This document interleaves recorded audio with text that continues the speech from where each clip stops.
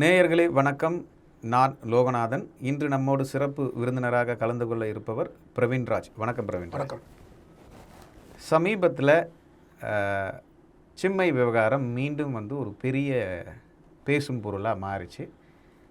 குறிப்பாக அந்த பாடலுக்கு அப்புறம் மீண்டும் அந்த விஷயம் பெருசளவில் பேசப்பட்டுச்சு. வைரமுத்து விஷயம் இந்த பாடலுக்கு அப்புறம் மறுபடியும் பூதகரமாக விடுச்சு. அவர்கிட்டயே கேள்வி கேட்கும்போது பழைய விஷயங்கள்லாம் இப்போ எதுக்கு அப்படின்னு சொல்லி அவரும் ஒரு பதில் அளிச்சிருந்தார். சின்மயி உண்மையிலேயே இந்த விஷயத்தை அவர் மீது குற்றச்சாட்டு பண்ணுறதுக்காகவே வச்சாங்களா, இல்லை வேறு ஏதாவது பின்னணி இருக்கா அதில்? இது சில காலகட்டங்களில் வைரமுத்து அவர்கள் இந்த தவறு செய்திருப்பாரோ அப்படின்ற ஒரு நிலை இருக்கக்கூடிய மக்களிடத்தே தோணிடுச்சு. சின்மயி செஞ்சிருக்க மாட்டாரோ வைரமுத்து. ஏன்னா சின்மயி வெளியே இந்த அளவுக்கு பெரிய அளவில் ஒரு பெரிய குற்றச்சாட்டை வச்சுட்டு இருக்காங்களோ, தொடர்ந்து இதை பல வருஷமாக பேசி கொண்டிருக்காங்களே, வைரமுத்து ஒரு வேளை இது மாதிரி பண்ணியிருப்பாரோ அப்படின்ற ஒரு ஒரு சந்தேகமே மக்கள் இடத்துல வைரமுத்து கிட்ட இருந்து எந்த விதமான எதிர்விளைவும் வரவே இல்லை. எதிர்விளைவும் வரலை. சின்மயி அவர்களும் சரி, அவர்களை சார்ந்தவர்களும் சரி, இதை பொது வழியில் பேசி கொண்டிருக்காங்க தவிர இதை சார்ந்த ஒரு பெரிய வழக்குகளோ இல்லை அந்த வழக்கு எது மாதிரியான ஒரு நிலையில் இருக்குது, ஒருவேளை வழக்கு பதிவு செய்தால் எந்த மாதிரியான ஒரு நிலையில் இருக்குது என்பதை குறித்தெல்லாம் இது வரைக்கும் தெளிவாக அந்த இடத்துல பேட்டி கொடுக்கல. இப்போது சின்மயி அவர்களை பொறுத்தவரையில் அந்த தக் லைஃப் திரைப்படத்தின் மூலமாக மீண்டும் வைரல் ஆகிறாங்க. சின்மயி அவர்கள் முத்தமழை அந்த பாடல் ரசிகர் மத்தியில் பெரிய வரவேற்பு பெற்று பாடினாங்க. ஆமாம், 50 கோடி பேர் இப்போ பார்த்துருக்காங்க என்பதெல்லாம் ஒரு பெரிய வரவேற்பு தான். அந்த படத்திலே இடம்பெறாத பாடலுக்கு இந்த அளவுக்கு வரவேற்பு இருக்கிறது பெரிய அளவில் ஒரு இதுவாக தான் பார்க்கணும். ஒரு புகழ்பெற்ற பாடலாக தான் பார்க்குறோம். நல்லவன் பாடினாங்க. ஆமாம், நல்லா பாடல் சின்மயி அவர்களை பொறுத்தவரையில் அவருடைய பாடலுக்கு பல ரசிகர்கள், அதில் நாமளும் ரசிகராக இருக்கோம். ஆனால் சின்மயி அவர்களை பொறுத்தவரையில் அந்த படத்துக்கு அந்த பாடல் ஹிட்டானதுக்கு உங்களை நேர்காணல் பண்ணால் அந்த படத்தை பற்றியும் அந்த பாடலை பற்றியும் தானே நீங்கள் பேசுனீங்க. ஓகே, நீங்கள் ஏன் தேவையில்லாமல் வைரமுத்துவை பற்றி பேசுகிறீங்க? தமிழ்நாட்டில் பாடுறதுக்கான வாய்ப்பு மறுக்கப்பட்டதற்கு இவர் ஒரு காரணம், தொடர்ந்து அதை செஞ்சுட்டு இருக்காருன்றது தான் குற்றச்சாட்டு. தமிழ்நாட்டில் வாய்ப்பு மறுக்கப்பட்டதற்கு வைரமுத்து அவர்கள் காரணம் என்பதை இந்த குற்றச்சாட்டு பல காலமாக அவங்க முன் வச்சுட்டு வராங்க. வைரமுத்து அவர்களால் தன்னுடைய வாழ்க்கையே போச்சு அப்படின்பதும் அவர்களுடைய குற்றச்சாட்டாக இருக்குது. ஆனால் இதுக்கெல்லாம் ஆதாரம்னு ஒன்று இருக்கணும்ல. ஓகே, ஆதாரம்னு ஒன்று இருந்தால் நீங்கள் பேசணும். ஆதாரமே இல்லாமல் ஒரு கவிஞர் மீது இங்கே பெரிய அளவில் ஒரு குற்றச்சாட்டை வைக்கிறாங்க. நானே சின்மயி அவர்களுடைய தாயார் அவர்களை நேர்காணல் செய்யும் போது அவர்களிடம் கேட்ட கேள்விகள் எனக்கே மிகப்பெரிய அளவில் ஒரு சந்தேகத்தை ஏற்படுத்தியது. ஏன்னா முன்னுக்கு பின் முரணான ஒரு கருத்துக்களை சின்மயி அவர்களுடைய தாயார் பதிவு செய்திருந்தாங்க. என்ன பதிவு செஞ்சாங்க? என்ன பதிவுன்னு பார்த்தீங்கன்னா, வைரமுத்து அவர்களை சந்திப்பதற்காக சின்மயி அவர்களை கூட்டிக் கொண்டு அவர்களுடைய தாயார் அவர்கள் அவருடைய வைரமுத்து அவர்களுடைய அலுவலகத்திற்கு சென்றிருக்காங்க. அப்படி போகும்போதே வைரமுத்து அவர்கள் எதற்கு முதல்ல கூப்பிட்டாருன்னா, அவங்கள ஏதோ ஒரு திரைப்படத்தில் பாட வைப்பதற்காக கூப்பிட்டாங்க. இவங்க தரப்புலேருந்து நேஷ்னல் அவார்டு ரெக்கமெண்டேஷன் பண்ணுறதுக்காக தான் நம்ம கூப்பிட்ருக்காங்க அப்படின்னு சொல்லி இவர்கள் தரப்பில் நினைக்கிட்டு போயிருக்காங்க. அப்படி போகும்போது கீழே அவருடைய அலுவலகத்துக்கு கீழே, வைரமுத்து அவர்களுடைய அலுவலகத்துக்கு கீழே தன்னுடைய தாயார் நிறுத்திவிட்டு சின்மயி அவர்கள் மட்டும் அவரை அவருடைய அலுவலகத்தில் மேலே போய் சந்திச்சாங்களாம். ஃபர்ஸ்ட் ஃப்ளோரில் போய் பார்க்குறாங்க. இது முதல்ல ஏற்பக்கூடியது கிடையாது. ஏன்னா சின்மயி அவர்களுடைய தாயார் என்ன சொல்லியிருக்காங்கன்னா, சின்மயி எந்த நிகழ்ச்சிக்கு போனாலும், எந்த சினிமா நிகழ்ச்சிக்கு போனாலும் நான் போகவே மாட்டாங்க. அப்படி இருக்கும்போது வைரமுத்து அலுவலகத்துக்கு மட்டும் நீங்கள் கீழே நின்றுக்கிட்டு பொண்ணை மட்டும் மேலே அனுப்புனீங்கன்ற ஒரு கேள்வி இருக்குல்ல. ஓகே, அது சந்தேகத்தை ஏற்படுத்துது. அப்படி போன சின்மயி அவர்களை வைரமுத்து அவர்கள் அந்த இடத்துல தவறாக நடந்து விட்டார் அப்படின்னு சின்மயி அவர்களுடைய தாயாரிடம் சொன்னதாக இந்த தகவல் பகிர்றாங்க, பொது வழியில் சொல்கிறாங்க. அப்படி சொல்லும் போது இதற்கு ஒரு ஆதாரம் இருக்கான்ற ஒரு கேள்வி இருக்குது. ஏமா நீங்கள் அந்த இடத்துல இருந்தீங்க, நீங்கள் இருக்கும்போது வைரமுத்து என்பவர் மிகப்பெரிய ஒரு கவிஞராக இருக்கக்கூடியவர், புகழ்பெற்ற கவிஞராக இருக்கக்கூடியவர். அப்படி இருக்கும்போது நீங்கள் ஏன் அந்த இடத்துல இருந்த காவல்துறைக்கு நீங்கள் தெரிவிக்கலை? ஏன்னா இந்த இடத்துல பாதிக்கப்பட்டது உங்களுடைய பெண் அல்லவா, உங்களுடைய மகள் அல்லவா? அப்போ நீங்கள் அந்த இடத்துல இருந்து ஏன் நீங்கள் இந்த கருத்தை பதிவு செய்யலை என்பது, காவல்துறையிடம் ஏன் புகார் அளிக்கவில்லை என்பது நம்ம கேள்வியை முன்வைக்கும் போது அதுக்கு அவங்க சொன்ன பதில் என்னன்னு பார்த்தீங்கன்னா, நான் டிஃப்ரெண்ட் மதர். என்ன மாதிரியான கீழ உட்கார்ந்தினா மேல அனுப்புற டிஃபரண்டான மதர் இந்த கேள்வி எனக்கும் அதுக்கு வந்தது. ஏன்னா ஒரு மகளை மேலே அவங்க தனியாக அனுப்புகிறாங்க என்பதே முதல்ல ஒரு பொய்யான ஒரு தகவல். தவறான ஒரு முன்னுதாரணம் தாயாக இருக்காங்கல்ல அந்த அம்மா. தவறான ஒரு முன்னுதாரணமாக தான் இருக்குது உண்மையிலே. அதே நேரத்தில் இவங்க வந்து அவங்க மேலேருந்து கீழே வந்து ஒரு கதை ஒன்று சொன்னாங்க என்கிட்ட. ஒத்த கால் செருப்போட மேலேருந்து கீழே வரையும் ஓடி வந்தா, தலைதெறிக்க ஓடி வந்தா. என்னன்னு கேட்டால் வைரமுத்து அவர்கள் நெத்தியில் முத்தம் கொடுத்துட்டாரு அப்படின்ற ஒரு கருத்தை பதிவு செய்கிறாங்க. இது எப்போ கல்யாணத்துக்கு முன்னாடி நடக்குது? கல்யாணத்துக்கு முன்னாடி இந்த விவகாரம் நடக்கிறது. கல்யாணத்துக்கு முன்னாடி தான் இவர் வைரமுத்து அவர்களை சந்திப்பதற்கு சின்மையும் அவருடைய தாயாரும் போயிருக்காங்க. கல்யாணத்துக்கு முன்பாக போய் அவரை சந்திக்கும் போது கீழே வரும்போது ஒத்த கால் செருப்போட ஓடி இருந்தாங்களா, வேர்த்து விறுவிறுத்து சிண்ட்ரல்லா மாதிரி ஓடி வந்தாங்க அப்படி என்பது அவங்க அம்மாவுடைய தகவல், நம்ம கிட்ட சொன்ன தகவல். அதையே நம்ம கேட்டோம். ஏன் இந்த அளவுக்கு பெரிய அளவில் ஒரு விவகாரம் நடந்திருக்கு, அப்போ நீங்கள் ஏன் அந்த இடத்துல இருந்து காவல்துறைக்கு தெரிவிக்கல?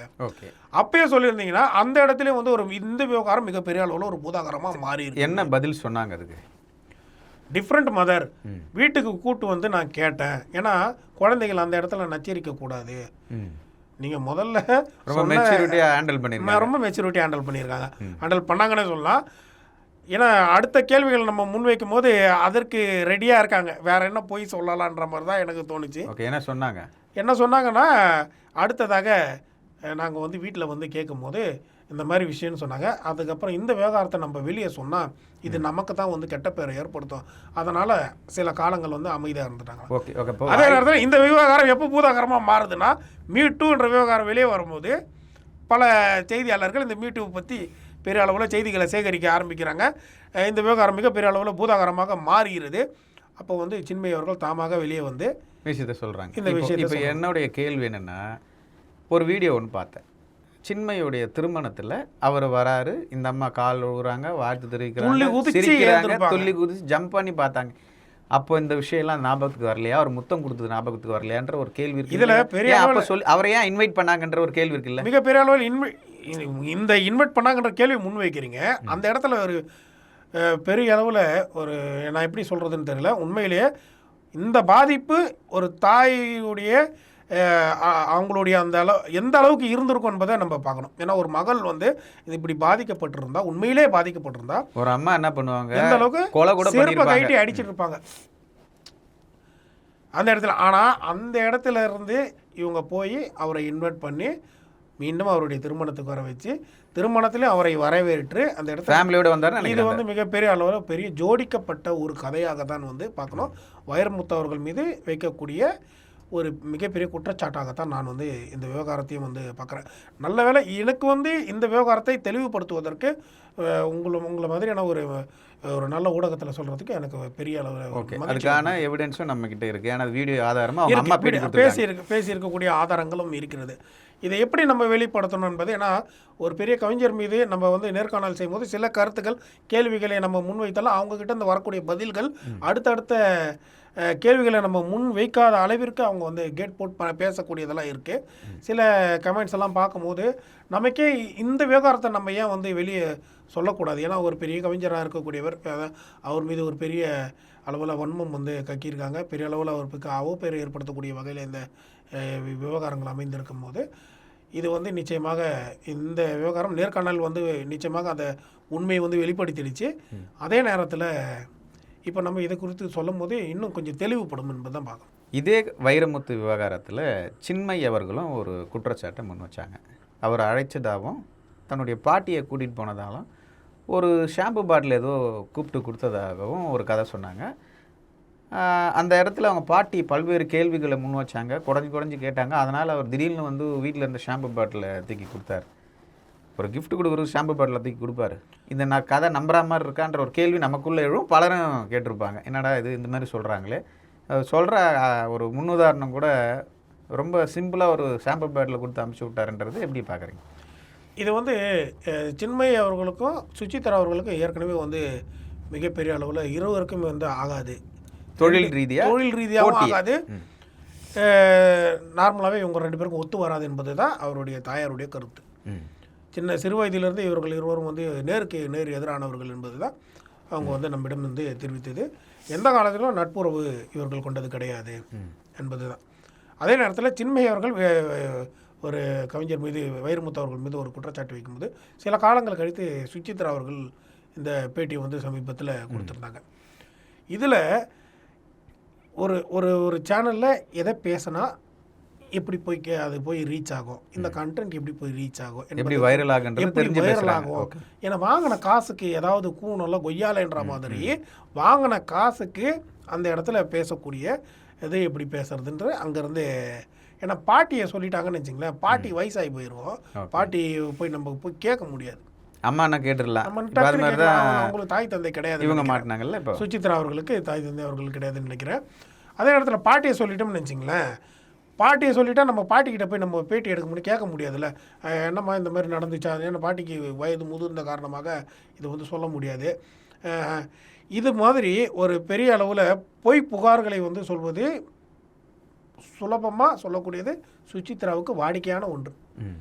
ஏன்னா சாதாரணமாக போய் பேசக்கூடியவருக்கு வைரமுத்து அவர்கள் மீது அடித்து விடுவது வந்து பெரிய அளவில் என்ன சொல்ல ஒரு ஆச்சரியப்படுவதற்கு இல்லை. ஷாம்பு பாட்டில் எடுத்துன்னு வந்து ஒரு கவிஞர் எடுத்துகிட்டு வந்து கொடுத்தாருன்னா இதுக்கு ஆதாரம் இருக்கா? முதல்ல ஷாம்பு பாட்டில் எடுத்துன்னு வந்து கொடுத்தாருல, ஷாம்பு பாட்டிலோட நீ அங்கே ஒரு செல்ஃபி ஃபோட்டோ எடுத்துக்கல, வைரமுத்து அவர்களோட சேர்ந்து உங்கள் பாட்டியோட சேர்ந்து நீங்கள் அங்கே ஒரு புகைப்படம் எடுத்துருக்கலாமே. ஓகே, அப்போ சொல்லியிருக்கலாம், நாங்கள் புகைப்படத்தை வெளியிட்டு சொல்லியிருக்கலாம், புகைப்படம் எடுத்தால் இதான் ஆதாரங்கன்னு வெளியிட்டு இருக்கலாமே. ஆதாரத்தோட இதான் ஆதாரம், ஷாம்பு பாட்டில் கொடுத்தாரு, இந்த பேண்டின் ஷாம்பு பாட்டில் எங்கள் கையில் கொடுத்தாரு அப்படின்னு சொல்லிட்டு நீங்கள் வந்து அந்த இடத்துல ஆதாரத்தோட வெளியிட்டிருக்கலாமே. ஒருத்தர் ஷாம்பு பாட்டிலே வாங்கிட்டு போயிட்டு இருப்பீங்க போல இருக்கு. அந்த மாதிரி தானே தோணுது.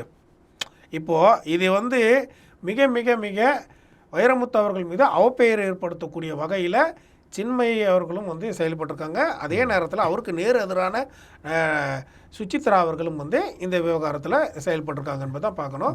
இவர்கள் இருவருமே வந்து தன்னுடைய சுயலாபத்துக்காக தான் இந்த வேலையை பார்த்துருக்காங்க என்பதை பார்க்கலாம். நம்ம வைரமுத்து சைட்லேருந்தும் சில விஷயங்கள் நம்ம பேசியே ஆகணும். சொல்லுங்கள். சமீபத்தில் ஒரு 2 வீடியோ வந்துச்சு. ஒரு வீடியோவில் பாட்டு எப்படி பாடணுன்ற ஒரு அந்த முறையை வந்து இவர் சொல்லிக் கொடுக்குற மாதிரி, ஒரு சின்ன பொண்ணுக்கிட்ட எப்படி நடந்துக்கணுன்ற முறையை வந்து இப்படி தான் நடந்துக்கணுன்றது நமக்கு எல்லாருக்கும் தெரியும். ஆனால் அவர் அதை தாண்டி எல்லை மீறி அந்த பொண்ணுக்கிட்ட வழிஞ்சு தான் நம்ம பார்த்தோம். வீடியோவில் வைரல் ஆச்சு. அது ஒன்று. இன்னொரு ஹீரோயின் கிட்ட அதே விதத்தில் மறுபடியும் பேசுகிற மாதிரி இன்னொரு வீடியோ ஒன்று பார்த்து, ஏன் அந்த மனுஷன் செஞ்சுருக்க மாட்டாரா அப்படின்ற டவுட் ஒன்று வரும்ல. இல்லை, இதில் வந்து வழிகிறதுன்னு வந்து நீங்கள் எடுத்துக்க கொள்ளக்கூடாது. இது வந்து ஒரு பெரிய எழுதி கொடுக்குற அதோட வேலை முடிஞ்சிச்சு.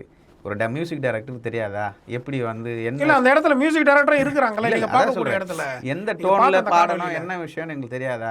நீங்க போனா கூட பார்க்கும்போது, ஆனா நீங்க அங்கேயே இருந்து சின்ன பாப்பா, அது குறிப்பா பொம்பளை பசங்க இருக்கிற இடத்துல மட்டும் நீங்க இருக்கிறீங்களா, உங்க மேல ஒரு டவுட் வருமா வராதான்றது காமனா எல்லாரோடைய கேள்வி. இதோடைய அந்த அந்த காணொலியுடைய ஜோடிப்பே வந்து அந்த திரைப்படத்தை ப்ரமோஷன் செய்வதற்காக மட்டுமே இருக்கு. திரைப்படத்தை ப்ரமோஷன் பண்றதுக்காகத்தான் அந்த காணொலியே வெளியாயிருக்கு. அப்படி பார்க்கும்போது அந்த இடத்துல இயக்குனரும் இருப்பார், இசையமைப்பாளரும் இருப்பார், கவிஞரும் இருப்பார். அப்போ கவிஞர் வந்து ஒரு கவிதையை எழுதும்போது அந்த கவிஞருடைய அந்த கருத்துக்கு ஏற்ப அந்த மெட்டும் தாளமும் அவங்க இசையமைப்பாளர் வந்து கொடுக்கக்கூடியதாக இருக்கும். அதற்கு அவருடைய பாடல் வந்து இப்படி இருக்கும் என்பது சாதாரண சப்ஜெக்ஷன். ஓகே, இந்த சப்ஜெக்ஷனை நம்ம வந்து வழிந்ததாக எடுத்துக்கொள்ளக்கூடியது வந்து அது தவறான கண்ணோட்டம். அப்படியே வீடியோ எடுத்து அவங்களே போட மாட்டாங்க. இதுதான் நம்ம ப்ரமோஷன் வந்து ஏன் ஆண் பாடகர் பாடும்போது அந்த இடத்துல வைரமுத்து இல்லை அப்படின்றது தான் கேள்வி. இல்லை, அந்தந்த திரைப்படத்தை சார்ந்தவர்கள் அவர்கள் விருப்பப்பட்டு செய்யக்கூடிய இந்த ப்ரமோஷனு. இப்போ வந்து இப்போ நீங்கள் இந்த விவகாரத்தை நீங்கள் பார்க்கும்போது நான் குறித்து சொல்கிறேன். இப்போ வைரமுத்து அவர்கள் வந்து மிகப்பெரிய அளவில் ஒரு பெரிய கவிஞர். இப்போ தமிழ் சினிமா மறக்கவே முடியாது, எல்லாருக்கும் பெரிய கவிஞர், மிகப்பெரிய கவிஞர். சில வாலி அவர்களுக்கு பிறகு தமிழ் சினிமாவில் கொண்டாடப்படக்கூடிய ஒரு கவிஞராக வைரமுத்து அவர்கள் இருக்கிறார். அப்படி இருக்கும்போது நீங்கள் எந்த ஒரு திரைப்படத்துடைய ஆடியோ லான்ச்சாக இருக்கட்டும், எந்த திரைப்படத்துடைய ட்ரைலர் லான்ச்சாக இருக்கட்டும், எந்த திரைப்படத்துடைய நன்றி தெரிவிக்கும் கூட்டமாகவும் இருக்கட்டும், வைரமுத்து அவர்களை நேரில் சந்தித்து ஒரே ஒரு சின்ன அழைப்புதழை கொடுத்தா அந்த திரைப்படத்திற்கு அவர் நேரடியாக வந்து அந்த திரைப்படத்தில் அந்த என்ன அனுபவங்கள் இருந்தது என்பதை அந்த மேடையில் பேசி அந்த திரைப்படத்திற்கு ஒரு பெரிய அளவில் ப்ரமோஷன் செய்து விட்டு செல்லக்கூடியவர். அப்படி வந்து இருக்கக்கூடிய மனதை படைத்தவர்.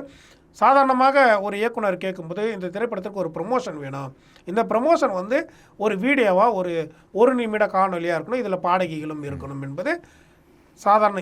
இது யாருக்கு மேலே போய் நிற்கனா அந்த திரைப்படத்தோட இயக்குனர். ஓகே, நீங்கள் சொல்கிறது சில சர்ச்சைகளை சில இயக்குனர்கள் பயன்படுத்திக் கொள்கிறார்கள். ஓகே. அப்படிதான் நம்ம கவனிக்கணும். இவருடைய சர்ச்சையை இவர் ப்ரொமோஷனா இயக்குனர்கள் பயன்படுத்திக்கிறாங்கன்னு பயன்படுத்திக்கிறார்கள் என்பது ஒரு பக்க கவனத்தில் நம்ம எடுத்துக்கலாம். ஏன்னா இது வந்து வைரமுத்து அவர்களை வைத்து இந்த பண்ணால் இது ப்ரமோஷன் ஆகும் என்பது தெரிந்துதான் செய்கிறார்கள். ஆனால் வைரமுத்து அவர்களை பொறுத்தவரையில் அது தெரியாமல் போய் மாட்டிக்கிறார் என்பதை விட அவர் வந்து தெளிவாக பொதுவெளியில் தெளிவாக மக்களோடு மக்களாக இருக்கக்கூடியவராக காட்டுகிறார். அவ்வளோதான். ஒரு மக்களோட மக்களாக இருக்கலாம், அதெல்லாம் தப்பு இல்லை. தன் மீது ஒரு குற்றச்சாட்டு வருது, அந்த குற்றச்சாட்டை இல்லைன்னு நிரூபிக்க வேண்டியது யாரோட கடமை என்பது ஒரு புறத்தில் இருந்தாலும் ஆதாரமற்ற குற்றச்சாட்டுக்கு நம்ம ஏன் பதில் சொல்லணும் என்பது கூட அவரோட இடத்துல இருக்கலாம், அந்த கேள்வி இருக்கலாம். இன்னொரு குற்றச்சாட்டு அவர் மேலே இருக்குது. மனைவியை பிரிந்து காதல் மனைவியோட இல்லத்தில் இருக்கிறார் சொல்லி சமூக வலைதளங்களில் எல்லாரும் பதிவு செய்கிறாங்க, வீடியோவாக வெளியிடுது, பேட்டிலாம் கொடுக்குறாங்க. இப்போ இது ஏன் செஞ்சுருக்க மாட்டாருன்ற இன்னொரு கேள்வியும் இருக்குது. சமூக வலைதளத்தில் வரக்கூடியதெல்லாம் நம்ம வந்து ஆதாரமாக எடுத்துக்கொண்டு பேச முடியாது. அதே நேரத்தில் ஏன் சவுக்கு சங்கர் கூட அள்ளி விட்றாப்புல, அதை தான் சொல்கிறேன். இல்லை, ஆதாரம் என்பது சேர்த்து அள்ளி விடுறதும் இல்லை. அதை எந்த இடத்துல யாரும் வந்து வெளியிடுறது கிடையாது. நம்ம பொதுவெளியில் நிறைய குற்றச்சாட்டுகளை பலர் மீது வைக்கலாம். ஆனால் வந்து ஒருவர் மீதே வந்து தொடர்ந்து இந்த குற்றச்சாட்டுகள் வைக்கப்படுவதற்கு மிக மிக முக்கிய காரணம் என்னென்னா, வைரமுத்து அவர்கள் பேசக்கூடிய அரசியல் தான் இதுக்கு முக்கிய காரணமாக இருக்குது என்பதை பார்க்கணும். வைரமுத்து அவர்கள் பேசக்கூடிய அந்த அரசியல் என்பது திராவிடத்தோட அந்த சாயல் சார்ந்த அரசியல். இந்த திராவிட மண்ணை பொறுத்தவரையில், தமிழ்நாட்டை பொறுத்தவரையில் எந்த காலத்திலும் பாசிச சக்திகள் இந்த இடத்துல காலூன்ற முடியாது என்பதை தெரிவிக்கக்கூடிய ஒரு அரசியலை தான் வந்து வைரமுத்து அவர்கள் வந்து தெள்ள தெளிவாக இந்த மக்களிடத்தில் வந்து தெரிவித்து கொண்டிருக்காரு. அப்படி இருக்கும்போது ஒவ்வொரு காலகட்டத்திலும் வைரமுத்து அவர்களை தொடர்ந்து சீண்டி கொண்டிருக்கக்கூடிய இந்த நிலை வந்து ஒரு பெரிய அரசியலை தான் வந்து வெளிப்படுத்துகிறது என்றால் அவருக்கு எதிரான அரசியலை வெளிப்படுத்துகிறது பார்க்கலாம். ஓகே நேயர்களே, இது போன்ற இன்ட்ரெஸ்டிங்கான வீடியோக்களை தொடர்ந்து நாங்கள் தரோம்.